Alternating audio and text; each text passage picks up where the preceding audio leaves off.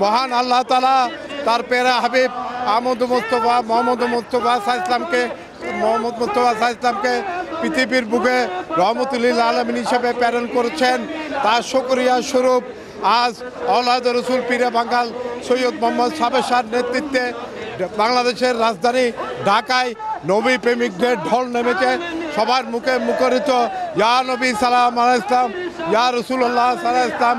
সকল ঈদের সারা ঈদে মিলাদুন নবী সাল্লাল্লাহু আলাইহি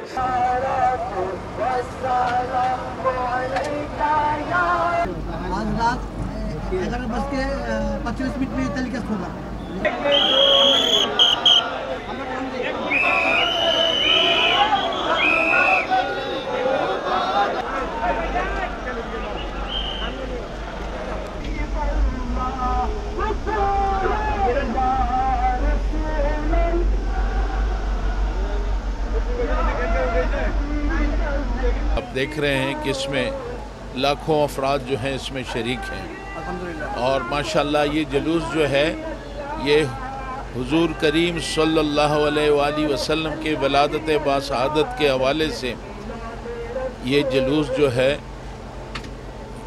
मीलाद शरीफ का जुलूस कि हुजूर के आमद पर दुनिया में तशरीफ़ लाए और इस खुशी में ये जुलूस निकाला जा रहा है। ये ना सिर्फ ये कि इस पे हम खुशी मनाते हैं बल्कि दर हकीकत ये अल्लाह ताला का शुक्र बजा लाते हैं।